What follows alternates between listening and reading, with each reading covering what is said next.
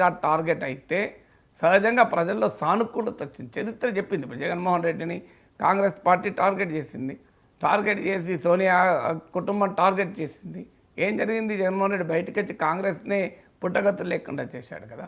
అందువల్ల వ్యక్తిగతంగా రాహుల్ గాంధీని టార్గెట్ చేశారు. భయంకరంగా టార్గెట్ చేసి బీజేపీ ఏడిపించింది. పప్పు అని చెప్పి అన్ని రకాలుగా Rahul Gandhi leader of the opposition అయి కూర్చొని ఏకమేకే కూర్చొని నరేంద్ర మోడీకి కనీసం డిస్టెంట్ రైవల్గానే మారాడు. మీకు లోకేష్ను చాలా ఘోరంగా అవమానిస్తూ టార్గెట్ చేస్తూ వచ్చింది వైసీపీ.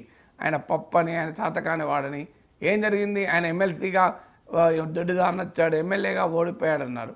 ఏమైంది? 5,000తో ఓడిపోయిన వ్యక్తి 95,000తో గెలిచాడు. సో ఎప్పుడు పవన్ కళ్యాణ్ వైసీపీ టార్గెట్ చేసింది, ఆయన 4 పెళ్ళిళ్ళు చేసుకున్నాడని. ఆయన ఎన్ని పెళ్ళిళ్ళు చేసుకుంటే ఆయనకే 21 మంది ఎమ్మెల్యేలు ఇచ్చారు కదా పార్టీ. సో జగన్మోహన్ రెడ్డికి 11 మంది ఎమ్మెల్యేలు ఇచ్చి పవన్ కళ్యాణ్కి 21 మంది ఎమ్మెల్యేలు ఇచ్చారు. 151 మంది ఉన్న ఎమ్మెల్యేలు ఉన్నప్పుడు పవన్ కళ్యాణ్ పైన భయంకరంగా దాడి చేస్తే 151 మంది ఎమ్మెల్యేలు 11 ఇచ్చారు. సో 11 ఏమీ లేని ఒక్కరే ఎమ్మెల్యే ఉన్నవారికి 21 ఎమ్మెల్యేలు ఇచ్చారు. జగన్మోహన్ రెడ్డి చెప్పేవారు చూడండి, చంద్రబాబు నాయుడు మా వైసీపీకి చెందిన 23 మంది ఎమ్మెల్యేలను తీసుకుంటే ఆ భగవంతుడు ఎలా వ్యవహరిస్తాడో చూడండి, టీడీపీ కరెక్ట్గా 23 మందిని ఇచ్చాడని చెప్పేవాడు. సో అలాగే జరిగింది కదా. అందువల్ల రాజకీయాల్లో విధానాల పరమైన టార్గెట్ ఉండాలి, వ్యక్తిగతమైన కసి కక్ష ఉండకూడదు. ఏ రాజకీయ నాయకుల్లో కూడా అపరిచితులు ఉండకూడదు. ఇక రేవంత్ రెడ్డిలో అపరిచితులు ఉన్నాడా, కేటీఆర్లో అపరిచితులు ఉన్నాడా? నేను రైట్ పర్సన్ కాదు, ఎందుకంటే నాకు ఇద్దరిలోనూ పరిచితులే ఉన్నాడు కనుక. ఇక నియోజకవర్గాల పునర్విభజన ఖచ్చితంగా దక్షిణాదిపై దాడే అంటూ ఉన్నారు రేవంత్ రెడ్డి. సో దీనిపై కలుసుకట్టుగా పోరాటం చేద్దామని కూడా పిలుపునిచ్చిన పరిస్థితి సార్. సో దక్షిణాదిపై దాడి అని చెప్పి స్టాలిన్ నుంచి రేవంత్, కేటీఆర్ దాకా ఆరోపణలు చేస్తున్న పరిస్థితి. కానీ భారతీయ జనతా పార్టీ చెప్తోంది ఇది వారి రాజకీయ ప్రయోజనాల కోసం ఆడుతోన్న ఒక పొలిటికల్ గేమ్, దీనిలో ఎటువంటి నిజము లేదు అని చెప్పి బీజేపీ వాదిస్తున్న పరిస్థితి. కానీ వాస్తవం ఏంటి సార్? ఏదో ఒకటే నిజం అవుతుంది. వాస్తవము క్లియర్గా దక్షిణాది పైన దాడి జరుగుతోంది కదా. రేవంత్ చెప్పింది 100% నిజం. ఎందుకు? మీకు దట్ ఇస్ అ ఫ్యాక్ట్ కదా. ఇప్పుడు డీలిమిటేషన్ ఉంది. డీలిమిటేషన్లో దక్షిణాది పైన దాడి జరుగుతుందా లేదా? సింపుల్ గణాంకాలు చెప్తాను మీకు. 543 సీట్లు ఇలాగే ఉండి 1971 సెన్సస్ ఆధారంగా ఇప్పుడున్న సీట్లు డిసైడ్ అయినాయి.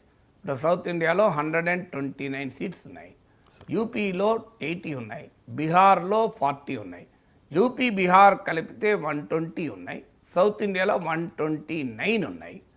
మీకు తమిళనాడులో 39, ఉభయ తెలుగు రాష్ట్రాల్లో 42, మీకు 28 కర్ణాటకలో, 20 కేరళలో, చాలా క్లియర్గా అరౌండ్ 129 ఉన్నట్టున్నాయి.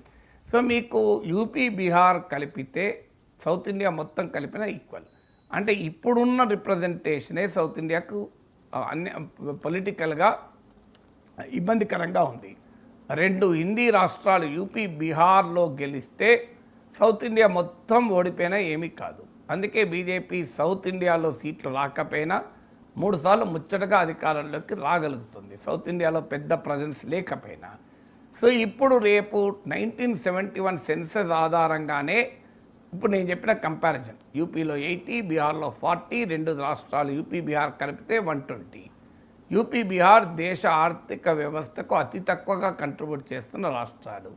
దేశ జనాభా నియంత్రణకు అతి తక్కువగా కంట్రిబ్యూట్ చేసి ఇప్పటికీ కూడా టోటల్ ఫెర్టిలిటీ రేట్ బీహార్లో 3 ఉంది, యూపీలో 2.36 ఉంది అనుకుంటా, అరౌండ్ 2.3, 2.4 దాకా ఉంది.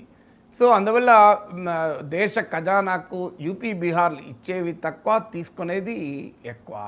ఇందుకు భిన్నంగా సౌత్ ఇండియా జనాభాలో 24% అయినా జీడిపికి అంతకన్నా ఎక్కువ కంట్రిబ్యూట్ చేస్తుంది. నేను చదివింది 30% కంట్రిబ్యూట్ చేస్తుంది చదివాను. నేను కేటీఆర్ సౌత్ ఇండియా చెన్నై మీటింగ్లో 36% అని చెప్పాడు.